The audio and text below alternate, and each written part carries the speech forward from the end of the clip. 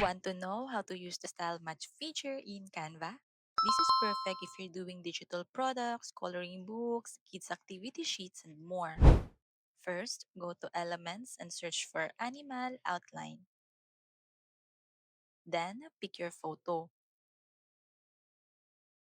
Next, go to Edit and click the Style Match section. From there, you can choose a lot of options. You can play with different styles. For this example, let's go for cartoon. And there you have it. Super easy and very useful feature.